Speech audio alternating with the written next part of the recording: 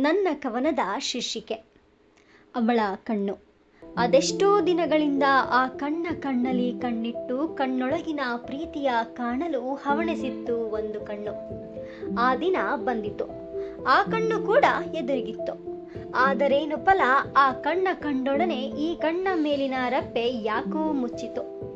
ಜೇಬಿನ ಒಳಗೆ ಕೂತಿದ್ದ ಫೋನಿನ ಕ್ಯಾಮರಾ ಕಣ್ಣು ಏನನ್ನೂ ಹೇಳದೆ ಆ ಕಣ್ಣಿನ ಫೋಟೋ ತೆಗೆದು ಅಲ್ಲಿಂದ ಹೊರಟಿತು. ಫೋಟೋದೊಳಗಿನ ಆ ಕಣ್ಣನ್ನು ಕೂಡ ದಿಟ್ಟಿಸಿ ನೋಡಲಾಗದ ಸ್ಥಿತಿ ಅರಿತ ಕೈ ತಂತಾನೆ ಆ ಕಣ್ಣನ್ನು ಗ್ಯಾಲರಿಯಿಂದಲೇ ತೆಗೆದು ಹಾಕಿತ್ತು.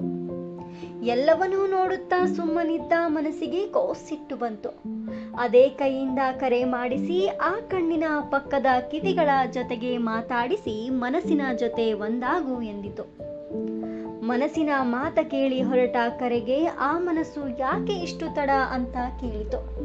ಒಂದು ಪ್ರಶ್ನೆಗೆ ಶುರುವಾದ ಸಂಭಾಷಣೆ ಸೂರ್ಯ ಹುಟ್ಟಿ ನೆತ್ತಿಗೇರಿ ಗೂದೋಳಿ ನಂತರವೂ ಕತ್ತಲಾಗಿ ಲೋಕವೇ ಮಲಗಿದ್ರೂ ಈ ಮನಸ್ಸುಗಳು ಮಾತಲ್ಲಿಯೇ ಮನೆ ಕಟ್ಟುತ್ತಿಹವು. ಹಾರೈಸಿ ಬಿಡಿ ಒಮ್ಮೆ ಮನಸಾರೆ ಸೇರಿಬಿಡಲಿ ಎಂದಾದರೂ ಎಂದು.